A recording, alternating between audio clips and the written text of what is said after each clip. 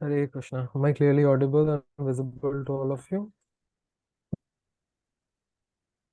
Yes, Am I Prabhuji. audible? Hare Krishna. Okay, thank you. Om Ajnanathmirandhasya Gyananjanashalakaya Chakshurunmilitam Yena Tasmai Shri Gurave Namah Shri Chaitanya Manobhishtam Sthapitam Yena Bhutale Swayam Rupa Kadamaiham Dadati Swapadantikam Vandeham Shri Guru Shri Utapada Kamalam Shri Gurun Vaishnavamscha Shri Rupam Sagrajatam Sahagana Raghunathanvitam Tam Sajivam Sadvaitam Savadutam Parijana Sahitam Krishna Chaitanya Devam Shri Radha Krishna Padan Sahagana Lalitan Shri Vishakhan Vitamscha Namam Vishnu Padaya Krishna Pristhaya Bhutale Shrimate Bhaktivedanta Swaminiti Namine Namaste Saraswati Deve Gauravani Pracharine Nirvishesha Shunnyavadi Paschata Deshtarine Vanchakalpatarubhyasya Kripa Sindhubhya eva cha पतितानां पावनेभ्यो वैष्णवेभ्यो नमो नमः। जय श्री कृष्ण चैतन्य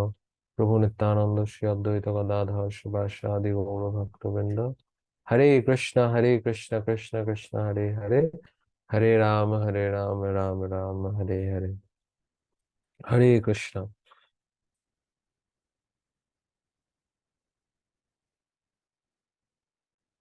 हरे Krishna. Welcome all of you in our discussion. We had last time we had the discussion on the very important verse of Bhagavad Gita, that is Vidya Vinaya Sampanne Brahmane Gabi Hastini Suni Chaiva Swapakecha Pandita Samadarshina. We had the discussion on that verse. That Pandita is Samadarshi. That is a real, you know, attribute, real quality of a Pandit. How can we know that somebody is a Pandit? That means he will have this Samadarshi nature. He will be, his vision is equal. He is not partial, right? And doing partiality, doing like nowadays, this word is also very common in many professional fields. This nepotism, right? So all these things are coming from this selfish nature, right? But a pandit, a real pandit, is always, extremely um, open-hearted. He accepts everybody on the platform of soul. He can understand seeing everybody, he can understand, oh, this is a part and parcel of Krishna. So that is his vision. Even this vision of partiality, even this vision of, you know, um, selfishness, this is also there in the name of religion at times. We have like, there are many religious organizations, so-called religious organizations, where like the, the top personality, he makes his family members the next owner of the whole religious institution. And so in that kind of way, the things also goes. But when it came like Srila Prabhupada, he gave the entire ownership of ISKCON to all the sincere followers, right? So after Srila Prabhupada's departure, one of his son, he came to claim the ownership of ISKCON. It was like very lucrative thing. Lot of temples, lot of lands, lot of money, and everything was there. So he said that I am the father, I am the son of this your A.C. Bhaktivedanta Swami. So as his son, I am the owner of this huge property. All these things he came to say. So then devotees say that no, Prabhupada did not make any legal decisions like that. He did not chose any successor. He chose all the followers to be successors. Right? All the followers can inherit whatever Srila Prabhupada got for the service of Krishna. Same like we can see, we can come to, he can have that facility goes ahead. So then devotees had to fight court case. And then they showed the legal will of Srila Prabhupada. And by seeing the will, from the court, they say that, no, you all cannot inherit this, right? So a real sadhu, he recognizes a spiritual spark within everybody, right?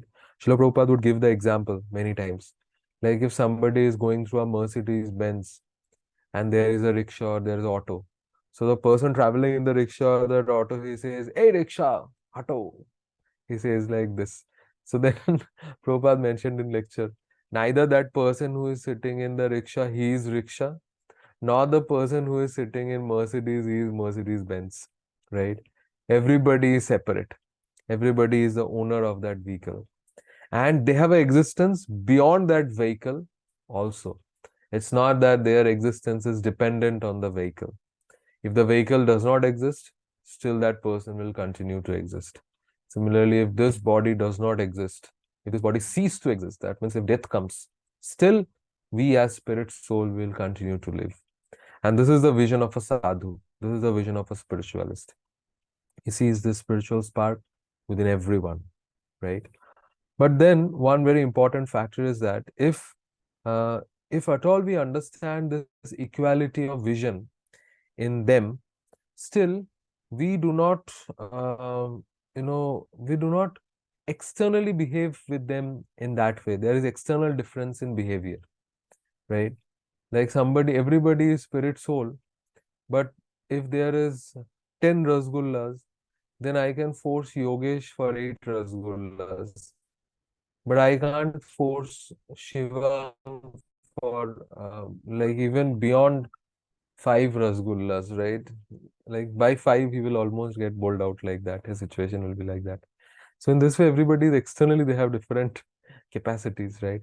Suppose if there is a tiger, if there is a scorpion, you can't go and tell the scorpion is part and parcel of Krishna. You go and embrace the scorpion, start kissing the scorpion. Scorpion will not behave that way. Scorpion will behave in its own way, right? The scorpion has his way of kissing, right? So then the scorpion will behave in that way. So on the Prabhupada wrote in the purport this very nice point. On the level of body, there is difference, and we have to honor this difference. We have to follow this difference. But on the level of soul, there is no difference. There is a like he's a spiritual spark. So this one has to recognize. So then the next verse that is there, we'll see that. Just a minute.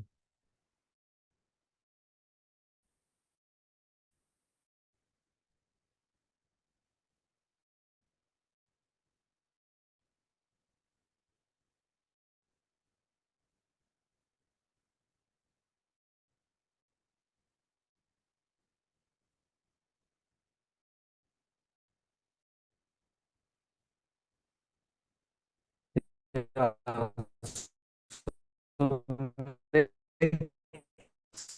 So like if somebody is on the Brahman platform, verse number 19, then he can conquer birth and death. And then 20 and 21 verse, Krishna is speaking about the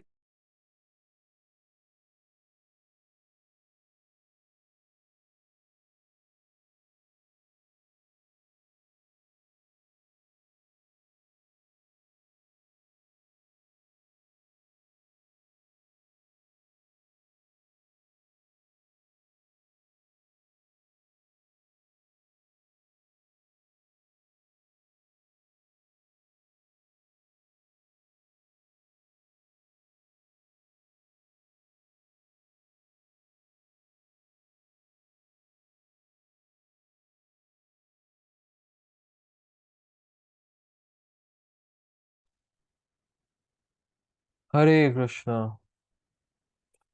My internet connection is still in a very bad situation, and I believe in few days we'll have the Wi-Fi connection.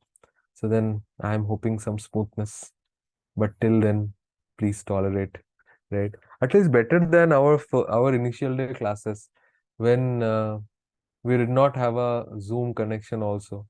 We'll have this 40 minutes slots, right? We'll have these 40 minutes classes and then again 40 minutes will extend like that. So, yes.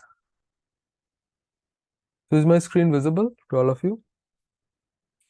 Okay. So this is the 19th verse.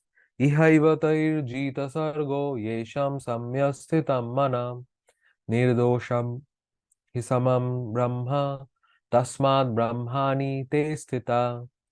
So this shloka says, those whose minds are established in sameness and equanimity have already conquered the conditions of birth and death.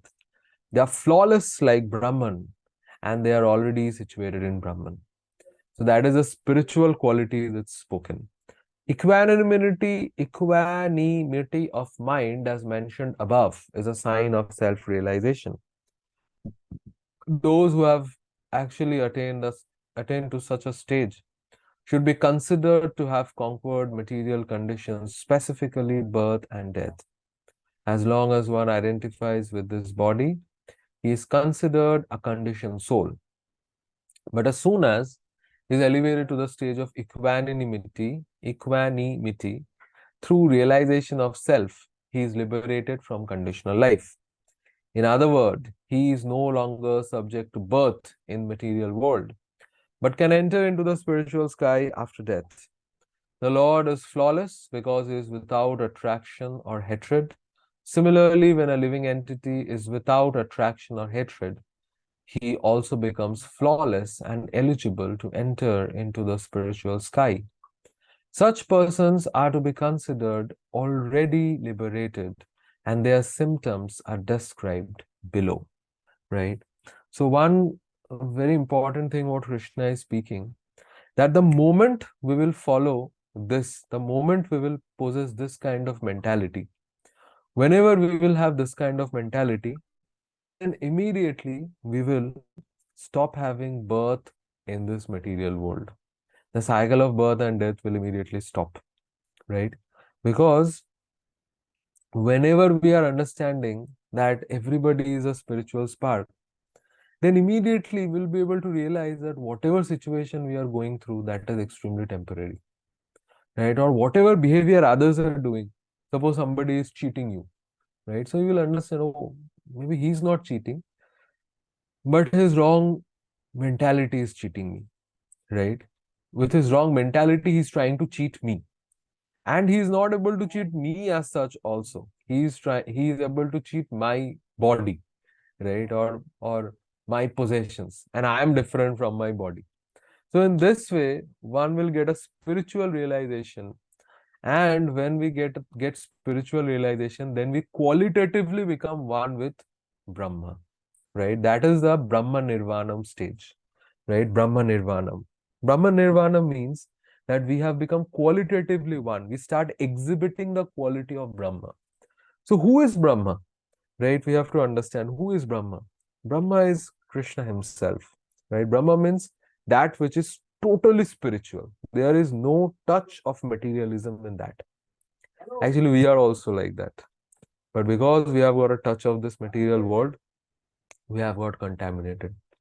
Just think your days, how you were when you were in class 10th or class 11th or 12th, and how you are now when you are in uh,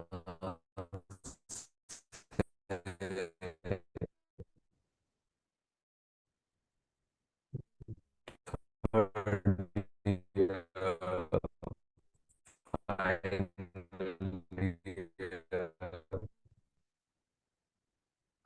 or maybe internship and all, when you will go, right? You will just become like because I'm also seeing you when you were like very young, say first year, and first years really look like small kids. You really look like pro. Of course, I won't tell who are all those, but I can see the difference, in many of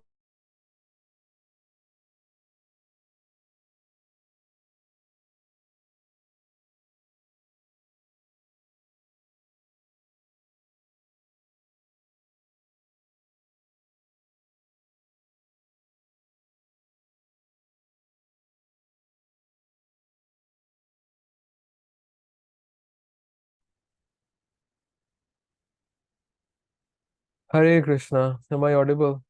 Am I visible? Yes, bro. Yes, bro. Okay. My internet is really taking, my exam today. Anyway, so that is the stage of Brahma Nirvanam. When we act on the platform of Brahman. Not only it's like that um, we just say that I am Brahma, Aham Brahmasmi, Tattvamasi. We don't just say like this. We actually act also on that platform. Now, for the Mayavadis, it's a very difficult situation. The Mayavadis can't even understand that acting on the platform of Brahman. Okay, Brahman does not act. That is their concept, right? Brahman does not act. It is like when we see a big bungalow from outside, you don't see anybody, right? Because there is big walls and the beautiful building. It's all closed from outside. But when you enter inside, you see, hey, the owners are there. They are running here and there. The babies are crying, and the Mataji, maybe she is cooking, and the person, the owner, the the Prabhuji, Prabhuji is like running here and there, trying to manage different things. So there is activities going on, but externally no activities were seen.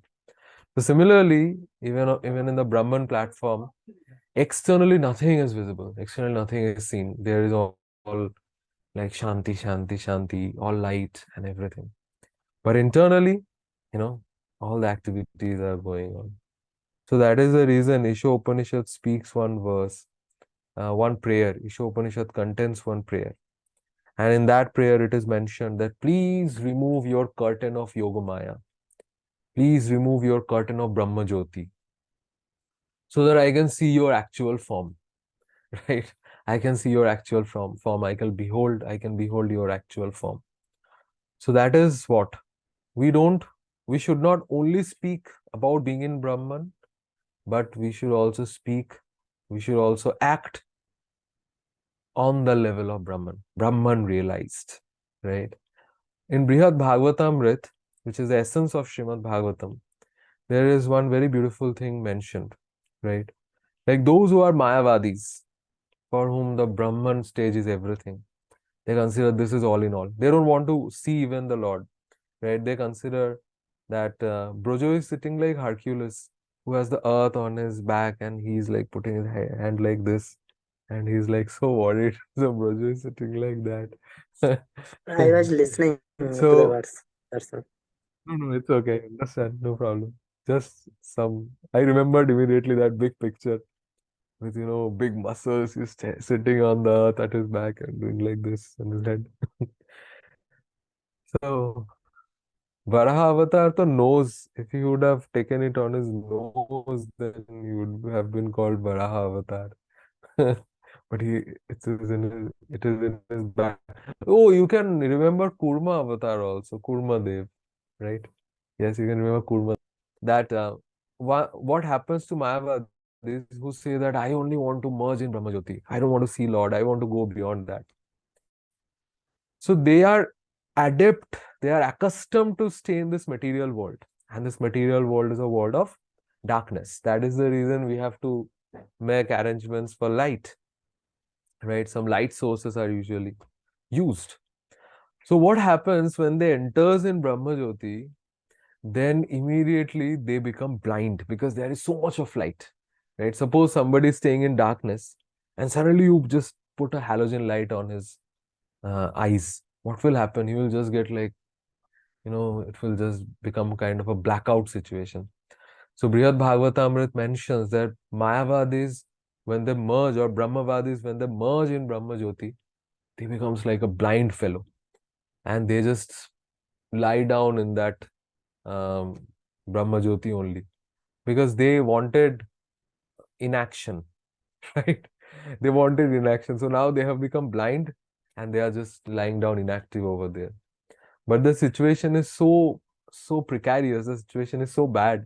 They thought of becoming very happy when they will merge into Brahma Jyoti. But now they are suffering inside because as a Jiva has a tendency to enjoy. But this is a situation where forcefully his situations for enjoyment has been taken away, and he is lying out like this. So, in the Brahmajyoti region, Lord Shiva does Sankirtan, right? He does Sankirtan in the Brahmajyoti region. And Brihad Bhagavatamrit says this. And then Shivji blesses this kind of soul. Shivji blesses this kind of soul. And by the blessings of Shivji, then Shivji comes and really asks, what do you want? Then by the blessings of Shivji, either they transcend this Brahmajyoti situation and goes to Vaikuntha planets, or they come back again in this material world by becoming, something inert, some inert object they return. And this is also mentioned in Srimad Bhagavatam as a proof. Aruhya Krichena Param Padam Tata Patanti Adha Anadrita Yushmadangrahe. It says Aruhya Krichena. They have reached this Brahmajyoti. They have reached a very, very high position. But from there, they falls down. Why do they fall down? Because they disregard the form of the Lord. Actually, they disregard Lord only. Because they disregard Lord, and even because they disregard the names of Lord, the holy names of Lord, right? They don't know which holy name is the Yoga Dharma or which holy name has to be chanted. So that is the reason they again comes back, they falls down in this material world as an inert object. So this Brahman stage means that we act on the platform of Brahman. And this Brahman stage is not to stay inside this stage of Brahman, right? Like many of you can consider, like before getting into medical colleges, when you were trying to get a seat, so you were like very excited, acha kuch to kahin pe mil jaye, some good colleges, somewhere I should get. But after getting into that, do you feel like settling here? Acha mil gaya, chalo idhar hi जीवन बिता देते हैं, जीवन भर I will go for classes, I'll rush for here, there, practicals, and जीवन भर मैं fest organise करता रहूंगा, जीवन भर मैं थर्ड ईयर में ही कंटिन्यू करूंगा. Like, don't feel like this. Now, sometimes you feel like now enough is enough. I should now pass out, right? And those who have thought that enough is enough, now I should, uh, yeah, I will just mention that. So they consider of passing out, they consider of coming out, right? The one who is in some first year, second year, the thought of coming in the final year. Those who are in the final year, they somehow want to wrap off whatever syllabus they have and go to internship. And those who are in internship, tough times for them, right? They are on one hand they have to worry regarding whom they should replace their duty hours with, and on the other hand they have to worry that whether like what seat they will get in post graduation, right? So transcending is the nature. And yes, Brahma Jyoti is different from Brahma Loka. Brahma Loka is the abode of Brahmaji, Lord Brahma, Brahmadev, that four-headed Brahma. And Brahma Jyoti, actually the whole spiritual world is Brahma Jyoti, you can consider. Because it is the effulgence coming out from the body of Lord, right? And that is the reason Krishna says in Bhagavad Gita, Brahmano hi pratishtha aham. Krishna says, I am the, shelter, I am the basis of the Brahma Jyoti, right? Brahmano hi pratishtha aham. So the entire spiritual world is filled with this Brahma Jyoti, right? This Brahma Jyoti contains rays of Brahman, consists of spiritual rays. And just like sunlight consists of photon particles, the sun rays are like combination of this photon particles. Similarly, the Brahma Jyoti rays consist of souls.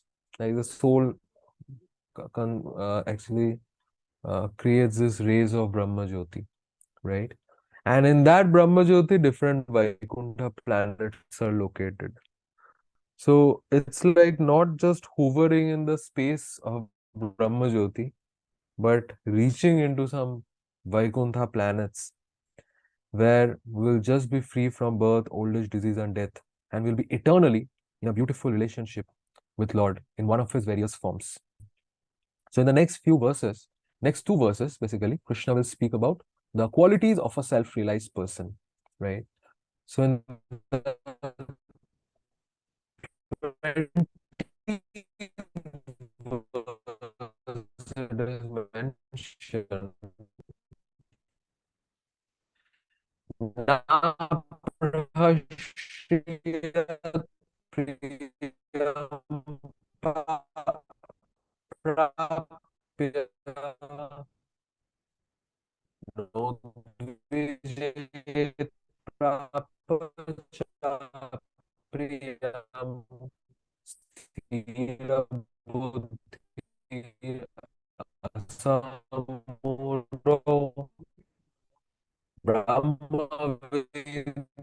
Brahmani Sthita.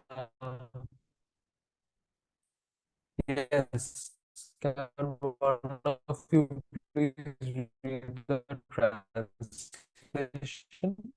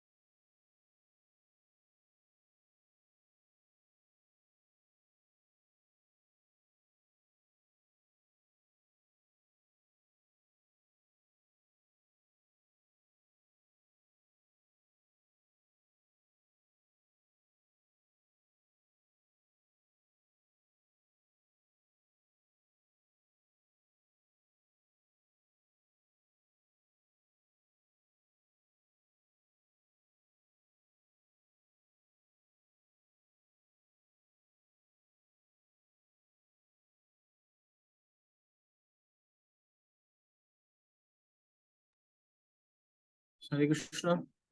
So, Prabhuji's network is actually very, very bad today.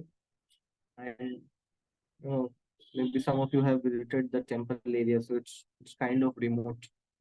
So Prabhuji told me to instructed me to just read the next two verses, verse number 20 and verse number 21. I hope all of you have Bhagavad Gita as it is with you. सबके पास भगवद गीता पुस्तक है, ग्रंथ not पुस्तक है ना? Okay. So I won't be screen sharing. You just open the Bhagavad Gita in front of you that you have in your phones or preferably the physical copy, and we'll read the 20th verse, right? And then I'll read the translation and I'll read the purport, right? Both the verses, right? And from me, I don't, you guys should not expect further detailment of the purport, because what Prabhupada has wrote is like more than anything which I can ever even comprehend to speak. Yeah, so the 20th verse, Na praharshit priyam prapya, na dvijet prapya cha priyam, sthira buddhir asammodho, brahmavid brahmanistita. The translation goes like this: a person who neither rejoices upon achieving something pleasant nor laments upon obtaining something unpleasant, who is self-intelligent, who is unbewildered, and who knows the signs of God, is already situated in transcendence. And very important, who is not pleasant nor he is lamenting upon obtaining something or losing something, who is unbewildered, who is self-intelligent, and who knows the science of God is already situated in transcendence. Right? Brahmavit, who knows the Supreme perfectly. The symptoms, purport, the symptoms of the self-realized person are given herein. The first symptom is that he is not illusioned by the false identification of the body with his true self. He knows perfectly well that he is not this body, but is the fragmental portion of the Supreme Personality of Godhead. He is therefore not joyful in achieving something, nor does he lament in losing anything which is related to his body. This steadiness of mind is called a sthira buddhi or self-intelligence. He is therefore never bewildered by mistaking the gross body for the soul, nor does he accept the body as permanent and disregard the existence of the soul. This knowledge elevates him to the station of knowing the complete science of the absolute truth, namely Brahman, Paramatma, and Bhagavan. He thus knows his constitutional position perfectly well, without falsely trying to become one with the Supreme in all aspects. This is called Brahman realization or self-realization. Such steady consciousness is called Krishna consciousness. You see how Prabhupada has related even that the quest for Brahman realization is not it's not a separate path, or it's not an antagonistic path to the process of devotional service. Like, it is there. Some in the very high staircase, this is also as one of the steps. It's not a different ladder, right? And the first symptom of a self-realized person is that he is not illusioned by the false identification of the body. Right? Many people, like many devotees also, they after being for 1 year or 2 year or 3 year in bhakti, they start to think like that is how Maya cheats us, that बहुत वर्षों से भक्ति हो रही है, भगवद गीता भी पढ़ ली है, अब तक तो सेल्फ रियलाइज सोल हो गए हैं, ये फिर भी हृदय से बुरी आदतें नहीं जाती हैं. तो उनके लिए this is a litmus test, right? It's, if you're still relating yourself to the problems of the body, and if you're relating yourself to the identification of the body, you are a very long way to go to become a self-realized soul, right? So till then, if you have vrittis in your heart, if you have anarthas in your heart, if you have wrong tendencies, that is okay, right? Do not let Maya cheat you. Do not let Maya cheat you away from devotional service. Do not let Maya take you away from the association of devotees, because you have not become a self-realized soul. It will take time. It always takes time. And yeah, again, this even the Brahman realization, it can be called a self-realization if one knows these two things, right? That he is not this body. At the same time, he has to know that he is part and parcel of the Supreme Lord, right? Knowing that no, I am not this body, that's not enough, right? Then people, oh, I am not this body. Krishna was also not that body in which he came on this earth. Then I am equal to Krishna. But no, that is not the case. When Krishna came, Krishna was Satchidananda Vigraha, right? When he jumped from the mountain, like in the past time when he and Lord Balaram, they were fighting this what was Jarasandha, right? So 17 times he defeated Jarasandha, but last time he just went away for the purpose of securing the Mathura Vasis. He took them to Dwarka, and then he also jumped a mountain. Jarasandha burned the whole mountain on which Krishna and Balaram they climbed, and then they jumped on the other side. But nothing happened to Krishna and Balaram when they jumped. So one can argue that, oh, they also have the same body, I also have the same body. But no, that is not the case. The body of Lord is Satchidananda Vigraha. It's not material. Right? For the people who want to be atheist, when Krishna went back to went back to Goloka, he left a body. Right? People think that, oh, Krishna was shot down in his left foot and then he died. And when he was cremated, his heart turned into a stone, and that story is in the Jagannath Vigraha. So many things just come out on the internet and YouTube. Even many Udiyas also get confused like this way, and that Krishna's body was burnt. No, actually, Krishna is, when we say that Pandita Samadarshana, Krishna is the biggest Pandit. So he's also Samadarshana. So he takes care of takes care of devotees and atheists equally. Not equally, that's a secret that only devotees know, that he's partial to devotees. But from the general perspective, you will see that he's, equal to everyone. He's impartial. For the atheists, he left a body here on the earth. So that atheist might think that, oh, Krishna was also just like ordinary person and he also died in the Martya Lok, right? He also Mrityu ko prapt hue Bhagwan, but no, that was not the case. So the atheist, he left a body. Even Brahma could not realize. Krishna, went back to Goloka so fast that Brahma could also not, oh, Krishna has went away. He also took time, acha, Bhagwan chale gaya. But for the theists, for the devotees, they knew that Krishna has went back to Godhead, and that is why there's a very uh, beautiful painting also you can find in the internet, Krishna ascending towards Goloka, where many demigods and Ganas and Gandharvas, they are showering flowers on Krishna when he is going back to Goloka, right? And the Pandavas, Kunti Maharani, they knew that Krishna has not died. And everywhere, if you read Mahabharata, it is being written that when Lord went back to his Dhamma, it's not written that Kunti and Pandavas were lamenting that Lord has died. They were lamenting that Lord has died there, and Lord has left their immediate physical association. That is what they were lamenting. The devotees knew where Krishna is going. And for the atheist, he left such a big sham he created so that he can preserve the emotions of the atheists, right? So that their glass-like hearts are not broken. Okay. So moving ahead on to the 21st verse. Bahyasparshev ashaktatma vindati atmiyat sukham sa brahma yoga yuktatma sukham akshayam ashnute. The translation goes like this. Such a liberated person is not attracted to material sense pleasure, but is always in trance, enjoying the pleasure within. In this way, the self-realized person enjoys unlimited happiness, for he concentrates on the Supreme. The purport. Sri Yamunacharya, a great devotee in Krishna consciousness, said, Yad avadhi mam cheta Krishna padara vinde, nava nava rasa dhamani udyatam rantamasit. Tat avadhi bata nadi sangame smarayamane, bhavati mukhavikara shustu nishthevanancha.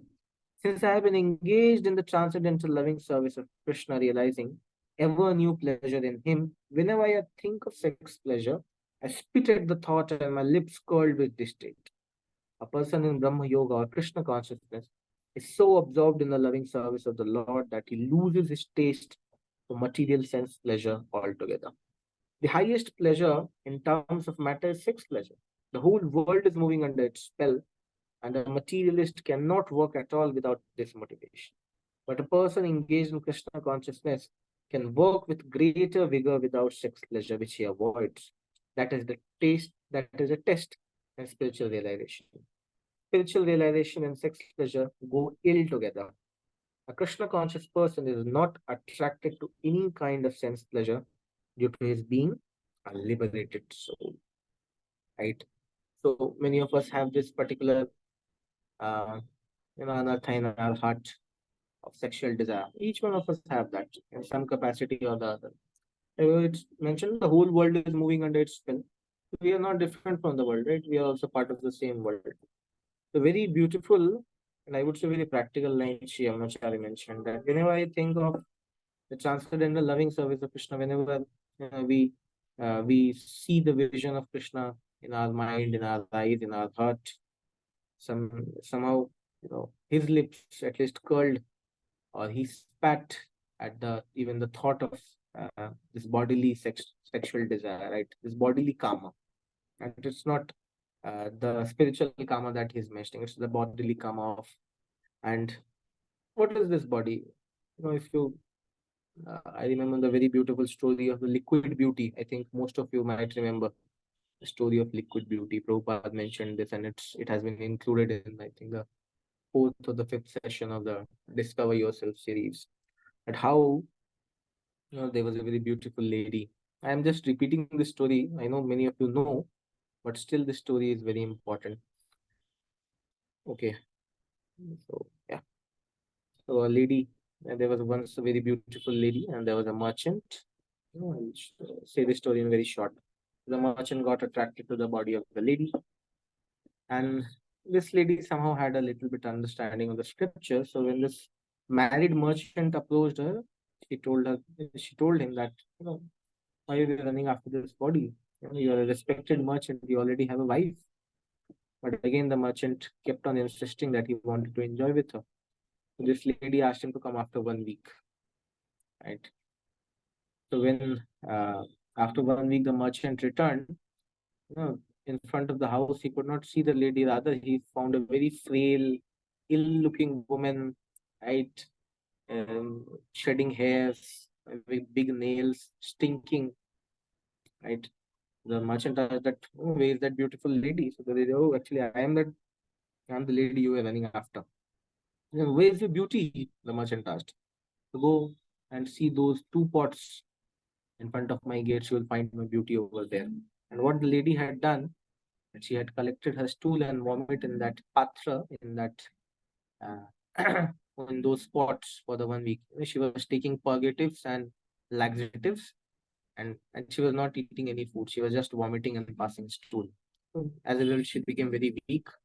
Body became very weak. It was just a shell of her prior self.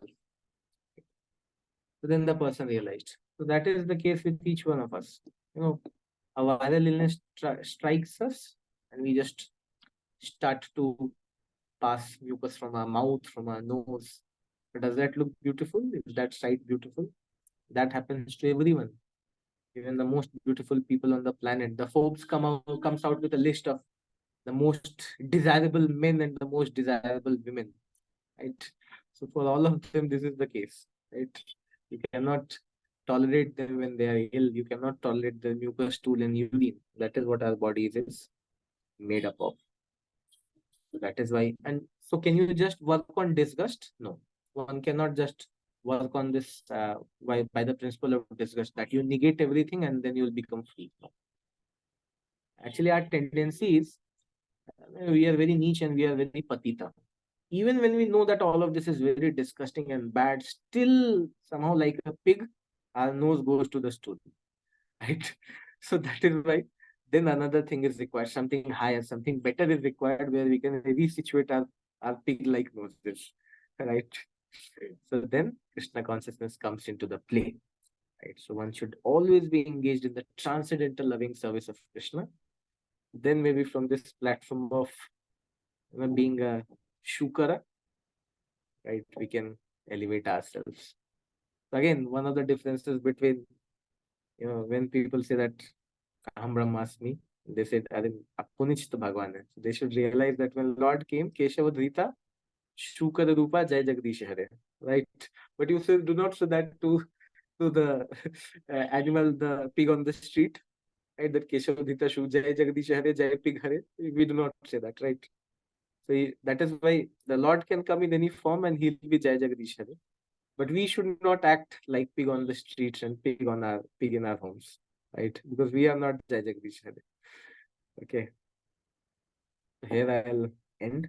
I know, it was a very big letdown because I took the last 2 verses, but again I'll request Prabhuji to just brush off the same topics, because I don't know what nonsense I have spoken. The only good thing I have spoken is but just I was narrating the verses which Prabhupada has written. Other than that, whatever I said, you can just ignore it, or you can take it as a joke. Cheap commentary. Okay, so yeah, we'll just finish. Hare Krishna, Krishna Krishna, Hare Hare, Hare Ram, Ram Ram, Hare Hare. Jagat Guru Srila Prabhupada की जय, ग्रंथराज भगवत गीता की जय, समवेत गौड़ भक्त वृंद की जय, निताय गौ प्रेमानंदी, हरि हरि बोल. So we'll all meet next week. And yeah, in the coming 2 weeks, any of I think I have made the request to few of you that please come and stay in the temple for 1 or 2 days. And again, I'll be making the same request. At least come. Bajo, you can come in the weekends also with Shivang. I think Shivang is coming maybe. Yeah. Nihar Prabhu is coming in the next week. Anush Prabhu is coming in the weekends. Spandan Prabhu is coming next Tuesday and next Monday and Tuesday. No, next Tuesday and Wednesday, I think. Yeah. So Aman Prabhu, you can also come. Ravi, you can also come. Pintu Prabhu is coming next week, so you can come with him. Shayan, I know, has some limitations, but again, lage raho. Okay. Hare Krishna. Take care, everyone.